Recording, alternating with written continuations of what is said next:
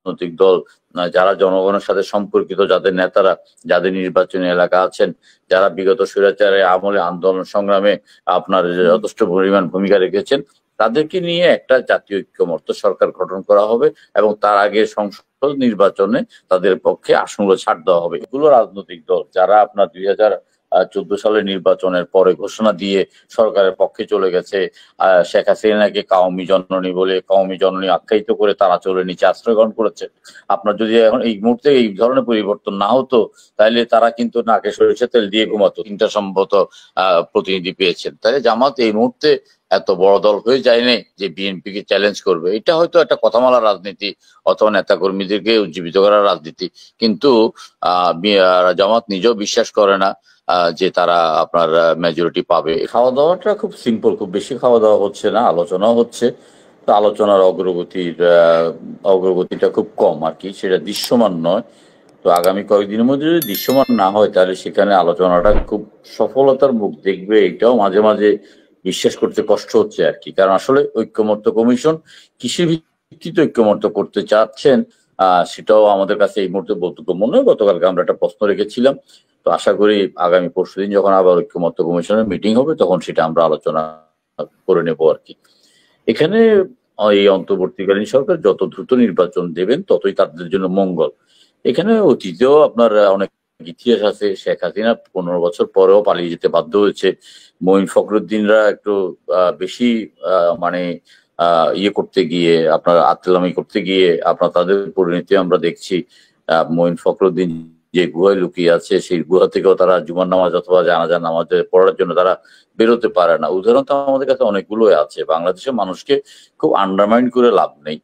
এখানে আপনার Kings party coalition সরকার করবে, পরবর্তীকালে একটা হিডেন পার্টি যেটা আছে আপনার, সেই হিডেন পার্টি আবার রাষ্ট্রীয় ক্ষমতায় আসবে। ব্যাপারটা খুব সহজ নয় আর কি। এখানে বিএনপি সুদীর্ঘ প্রায় 47 বছর পর্যন্ত আপনার একটা পর্যায়ে এসে এই দলটা এই পর্যায়ে আসছে, যে দলের অবস্থানটা এখন একেবারে তৃণমূল পর্যায়ে।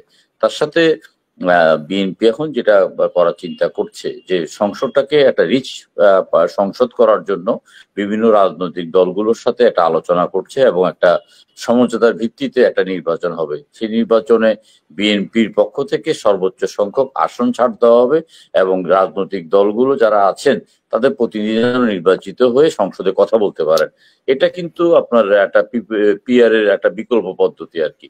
পিআরএ যেভাবে যে চাচ্ছেন যে বিভিন্ন রাজনৈতিক দলগুলোকে সংসদে আনার জন্য, বিএনপিও চাচ্ছেন যে বিভিন্ন মেধাসম্পন্ন রাজনৈতিক দল যারা জনগণের সাথে সম্পর্কিত, যাদের নেতারা, যাদের নির্বাচনী এলাকা আছেন, যারা বিগত স্বৈরাচারের আমলে আন্দোলন সংগ্রামে আপনার যথেষ্ট পরিমাণ ভূমিকা রেখেছেন, তাদেরকে নিয়ে একটা জাতীয় ঐক্যমত্য সরকার গঠন করা হবে এবং তার আগে সংসদ নির্বাচনে তাদের পক্ষে আসনগুলো ছাড় দেওয়া হবে। এটা হলো যে বিএনপির নীতি নির্ধারণ সিদ্ধান্ত এবং এটা আমরা অবহিত আছি। সুতরাং আমরা মনে করি যে আমরা যারা ছোট রাজনৈতিক দলগুলো আছে, আমরা একটা জোট করে আমরা নির্বাচন করতে পারি। এখানে একাধিক জোট হওয়ার সম্ভাবনা আছে। ইসলামী একটা জোট হওয়ার সম্ভাবনা আছে। তারপর এখানে এনসিপি কে নিয়েও একটা সম্ভাবনা আছে। বিএনপি কে নিয়েও একটা সম্ভাবনা আছে। এখানে ধরুন দ্বিমুখী অথবা ত্রিমুখী একটা প্রতিযোগিতা আপনার কি মনে হয় ইসলামিক দলগুলো বিএনপির বিপক্ষে দাঁড়াবে? মানে ইসলামিক দলগুলো বিএনপির বিপক্ষে দাঁড়িয়ে একই প্ল্যাটফর্মে আসবে এরকম, সেখানে গণ অধিকার পরিষদ তারপরে এনসিপি ওদের সাথে যোগ দিবে, এরকম দুই ভাগ হয়ে যেতে পারে কিনা? একটা হচ্ছে বিএনপি। না, এইরকম ভাগ হওয়ার সম্ভাবনা খুবই কম। ইসলামিক দলগুলো এখন এই পর্যন্ত আবেগের মধ্যে আছে বলে তারা দেখাচ্ছে যে তারা একটা আপনার তারা একটা সমাবেশে গিয়েছে, কিন্তু ইসলামিক দলগুলোর মধ্যে মানে আকিদা এবং আপনার নিয়ে তাদের মধ্যে একটা বড় ধরনের আপনার সমস্যা আছে। তাদের মধ্যে বড় ধরনের একটা মতদ্বৈধতা আছে। এই মতদ্বৈধতা শুধুমাত্র তারা আপনার এই যে সংসদ নির্বাচন উপলক্ষেই তারা তাদের মতদ্বৈধতা কেটে ফেলবে, এটা আমার কাছে মনে হচ্ছে না আর কি। তো সেই ক্ষেত্রে আপনার গণ অধিকার পরিষদ অথবা এবি পার্টি তারা গিয়েছেন, সেখানে যাওয়ার পরে সেখানে তারা বক্তব্য রেখেছেন, পিআর পদ্ধতির পক্ষে বলেছেন, কিন্তু আপনার এখানে ভবিষ্যতে যে তারা তাদের অবস্থান পরিবর্তন করবেন না এটা না। আর সব ইসলামিক রাজনৈতিক দলগুলো কিন্তু ওই চরমোনাই পীর সাহেবের আপনার অংশগ্রহণ করেন নাই। চরমোনাই পীর সাহেবের রাজনৈতিক দল 2023 সাল পর্যন্ত আওয়ামী লীগ সরকারের আপনার একদম আজ্ঞাবহ রাজনৈতিক দল ছিল। তারা অতীতেও মানে বড় বড় জনসভা করতো ইয়েতে বড় বড় মিটিং গুলো করতো আপনার সোহরাওয়ার্দী উদ্যানে। আওয়ামী লীগের স্বরাষ্ট্রমন্ত্রী, আওয়ামী লীগের তথ্যমন্ত্রীরা প্রধান অতিথি থাকতো, এবং সেখান থেকে আপনার এই আপনার দলটা 23 সালের পর থেকে আপনার ওই বরিশাল মানে পৌরসভা নির্বাচনের পর থেকে তাদের মধ্যে থেকে এক ধরনের সরকার বিরোধী অবস্থান দেখা যায়। এছাড়া আরো অনেকগুলো রাজনৈতিক দল যারা আপনার 2014 সালের নির্বাচনের পরে ঘোষণা দিয়ে সরকারের পক্ষে চলে গেছে, শেখ হাসিনাকে কাউমি জননী বলে, কাউমি জননী আখ্যায়িত করে তারা চলে নিচে আশ্রয় গ্রহণ করেছে। আপনার যদি এখন এই মুহূর্তে এই ধরনের পরিবর্তন না হতো, তাহলে তারা কিন্তু নাকে সরিষার তেল দিয়ে ঘুমাতো, তারা কিন্তু শেখ হাসিনার বিরুদ্ধে কোনো আন্দোলন করতো না। সুতরাং আপনার ওই ধরনের ইসলামিক দলগুলো জনমনে খুব বেশি প্রভাব সৃষ্টি করতে পারবে এটা আমি মনে করি না। এবং যে কারণে আমার মনে হয় যে আমাদের অপেক্ষা করতে হবে এই ইসলামিক রাজনৈতিক দলগুলো কতটা তারা ঐক্যবদ্ধ করতে পারে এবং তারা কতটা জনগণের প্রতিনিধিত্ব করে সেটা আমাদেরকে দেখতে হবে, একটু অপেক্ষা করতে হবে আর কি।